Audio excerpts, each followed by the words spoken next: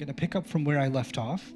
And that is that these 10 surahs, in my estimation, revolve around 3 subjects. The first of them is the prophetic mission. The second of them I call family and women's issues.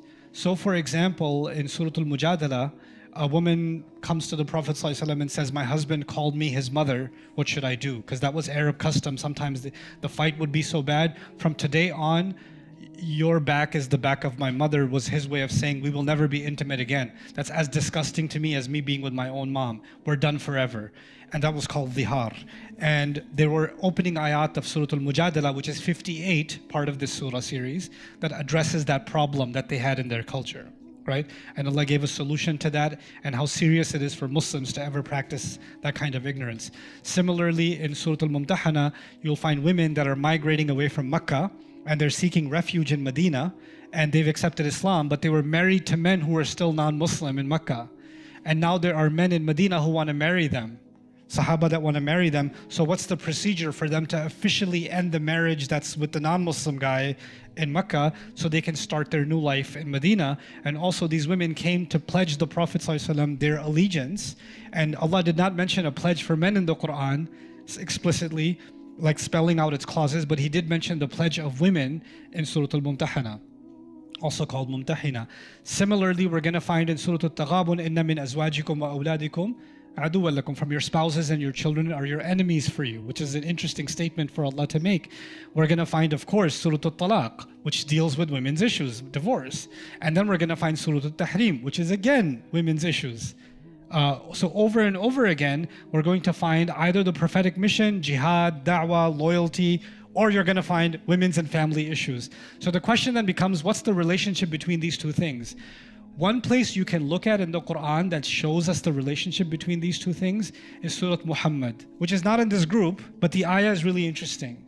Surah Muhammad is about the battle of Badr, pretty much. Okay, the first major battle of Islam. When you're going into battle, what are you thinking about? What's your objective? Victory, defeating the enemy, conquest. That's what's on your mind. And what does Allah say? فَهَلْ عَسَيْتُمْ إِن تَوَلَّيْتُمْ أَن تُفْسِدُوا فِي الْأَرْضِ وَتُقَطِّعُوا أَرْحَامَكُمْ. And what will it be if you turn your backs from this battle? You're going to allow corruption to cause in the world and you will cut family ties.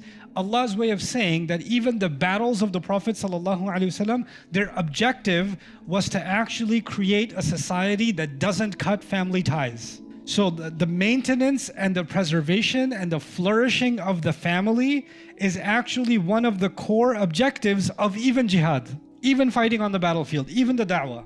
That's why even in the beginning of the Quran, when Allah talked about the most corrupt people, He said, وَيَقْطَعُونَ مَا أَمَرَ اللَّهُ بِهِ أَن يُوصَلَ وَيُفْسِدُونَ فِي الْأَرْضِ. They cut what Allah intends to keep connected and they cause corruption in the world. What is it that should stay connected? The relationships of the family. Surah Al-Anfal is all about battle. The whole surah is about battle. Guess what happens at the end? وَأُولُو الْأَرْحَامِ بَعْضُهُمْ أَوْلَى بِبَعْضٍ فِي كِتَابِ اللَّهِ. And those of family ties, they have more rights to each other in Allah's book. Why is Allah mentioning family ties in a surah that's about the battle of Badr? And what's interesting on the flip side in Surah Al-Tahrim, which is all about women's issues and family, save yourselves and your families from the hellfire. Allah gives the example of good women. Allah gives the example of bad women. Allah in the beginning gave the example of the Prophet's wives, sallallahu alaihi wasallam. It's all about women and family. And at the end of it, what does He say? Ya ayyuhan nabiyyu jahidil kuffara wal munafiqina waghlub alayhim. Prophet, fight the kuffar and the munafiqeen. Sometimes you're talking about family issues and somebody goes, brother, the ummah is bleeding. And you're talking about divorce and marriage and you're talking about family. Yeah, because that's kind of how Quran talks about it when the ummah is bleeding. It's as if we forgot that one of the core objectives of the ummah, of this religion, is actually the preservation of family. I won't open my mouth more because I'm going to get really controversial with you this week. So that's okay. I'm leaving after this week, so I don't care. But there's a lot to share that you're going to see. Your world is going to turn a little bit upside down as this week carries on. Because I've decided to be unfiltered with what I'm convinced of. You're free to. I welcome disagreement. I welcome discussion. I believe that Muslims have lost the beauty of conversation. When we disagree with somebody, we just talk about them or talk at them, but not to them. And this is a problem. And it's rather childish. I love talking to scholars.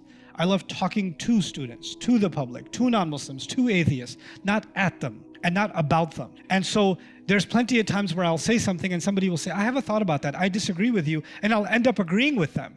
And that helps me grow. But if they say, you know what, I heard you say this, I'm gonna make a video proving you wrong, talking about you.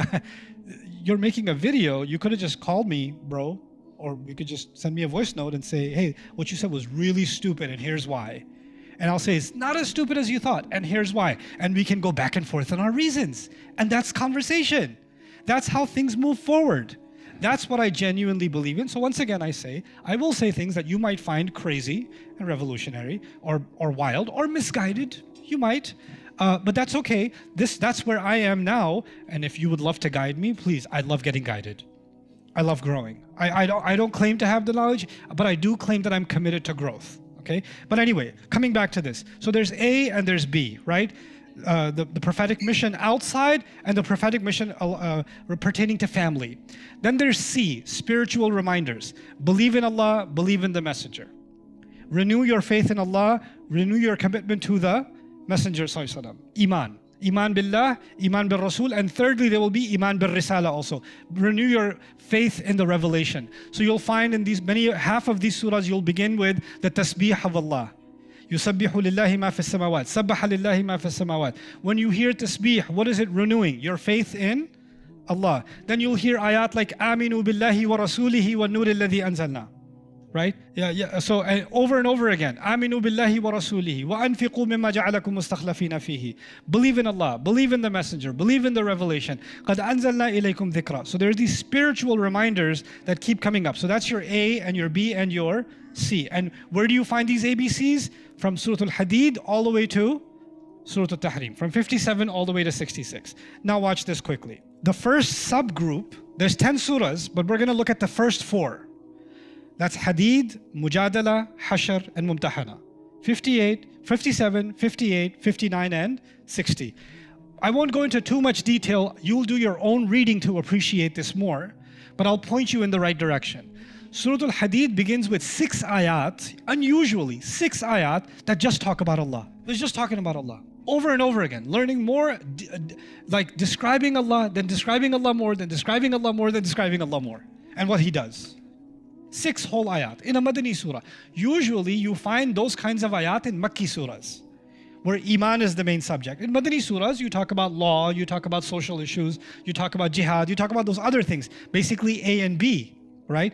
But there's a huge chunk of C in the beginning of Surah Al-Hadid. And guess where else you find that? You find that at the end of Surah Al-Hashr. Allahu la ilaha illa huwa, alimul ghaybi wa shahadati, huwa ar-Rahman ar-Rahim. Allahu la ilaha illa huwa, al-Malik, al-Quddus, al-Salam, al-Mu'min, al-Muhaymin, al-Aziz, al-Jabbar. Which is, it's like the way Hadid began is the way Hashr is ending. And then you'll find in Hadid in the beginning, there's a huge discourse on believing in the messenger and spending. And you'll find in Surah Al-Hashr, in the beginning, you will find those who spend وَيُؤْثِرُونَ عَلَىٰ أَنفُسِهِمْ وَلَوْ كَانَ بِهِمْ خَصَاصَةٌ وَمَنْ يُوقَ شُحَّ نَفْسِهِ فَأُولَٰئِكَ هُمُ الْمُفْلِحُونَ. You're going to find a huge subject of spending and sacrificing. وَالَّذِينَ تَبَوَّأُوا الدَّارَ وَالْإِيمَانَ يُحِبُّونَ مَنْ هَاجَرَ إِلَيْهِمْ. Lots of ayat about spending and the sacrifice of the Muslims. So the mission of the Prophet ﷺ and Iman, both in Hadid and in Hashr. But what's really cool is the 2 other surahs, 58 and 60, really epic stuff happens. Briefly, in Mujadala, it opens with a women's issue and it ends with Muslim loyalty. I'll say that again. Mujadala 58 opens with women's issue and ends with what? Muslim loyalty. And what's the pair to it? Surah Al-Mumtahana. Guess what? It opens with loyalty and ends with women's issues. It flips the order. So it begins with لا تتخذوا عدوي وعدوكم أولياء. And halfway through, Allah starts talking about women's issue. إِذَا جَاءَكُمُ الْمُؤْمِنَاتِ مُهَاجِرَاتٍ فَامْتَحِنُوهُنَّ. It's about women's issues. So there's this beautiful mirroring that happens in these 4 surahs. But how many surahs are in this group? There's 10 of them. This is just 4. So we have another 6 to kind of look at briefly. There's 61 all the way to 66. This is the scheme, okay? In 61 is Surah As-Saff. Allah will describe the objective of the Prophet against the enemy. the objective of the messenger against the enemy. He'll say, هو الذي أرسل رسوله بالهدى ودين الحق ليظهره على الدين كله ولو كره المشركون. They're trying to blow out Allah's light. Allah sent His messenger, so He will dominate. Right? So that's the objective against the enemy. In Surah Al-Jum'ah, Allah will describe the objective internally. يَتْلُو عَلَيْهِمْ آيَاتِهِ وَيُزَكِّيهِمْ وَيُعَلِّمُهُمُ الْكِتَابَ وَالْحِكْمَةِ وَإِنْ كَانُوا مِنْ قَبْلُ لَفِي ضَلَالٍ مُبِينٍ. That's the internal objective. So both of them are about the prophetic mission externally and internally, right? It's almost like Surah Al-Saf is about the Jihad and Surah Al-Jum'ah is about the da'wah. It's almost like that. And one is external and one is internal. On the other extreme, I colored the middle yellow, so I'll leave that for the end. On the other extreme are the two surahs we're looking at right now, particularly Talaq. Talaq and Tahrim both are about women's issues. So the first two are both majorly A, and the last two are majorly B. But the middle ones, both, Nifaq, Surah Al-Munafiqun is about hypocrisy, which is a corruption of your iman. And Surah Al-Taghabun is about how to restore your iman. So the two surahs in the middle are about C. And if you look at this arrangement, you find something really special. If you really have iman, then you will be committed to the mission of the Prophet that is above, and you will be committed to family guidance that is below. So the test of your iman is above you, above these two, and the test of iman is also below these two. And this is beautiful arrangement between these three subjects that distributes throughout these 10 surahs. And again, I'm giving you a very bird's eye view, but if you start digging in, man, you just get blown away at how intricate these connections are. I'll just give you one of them. What was the first of these 10 surahs? Hadid. What's the last of these 10 surahs? At-Tahrim. Watch this. In Hadid, Allah says, the day of judgment will come and believers will come walking. يَسْعَى نُورُهُمْ بَيْنَ أَيْدِيهِمْ وَبِأَيْمَانِهِمْ. Their light will come from in front of them and from their right. On Judgment Day, believers are walking and there's a light coming from their chest and coming from their right. Okay, this is in Surah Al-Hadid. The only other time this is mentioned in the entire Quran is in Surah Al-Tahrim. نُورُهُمْ يَسْعَى بَيْنَ أَيْدِيهِمْ وَبِأَيْمَانِهِمْ يَقُولُونَ رَبَّنَا أَتْمِمْ لَنَا نُورَنَا وَاغْفِرْ لَنَا. Their light will be coming out from their chest and their right hand saying, Ya Allah, complete our light. So that scene of light being completed was in the beginning of these 10 surahs, and that scene is again at the end of these 10 surahs. What an incredible way to almost put a parenthetical opening and a parenthetical closing in the middle of these two surahs. Even a reader says, oh, we're ending where we started. It's ending where we began. It's really beautiful how the Quran does this. And the more you become a student of this, the more it dawns on you that the design of the Quran, the sequence of the Quran is not accidental. And the next thing, inshallah, as the days continue, you're going to see even the design of the surah. Inside the surah we're going to go, inside Surah At-Talaq, there's an incredible design inside the surah too. But we'll get there when we get there, inshallah.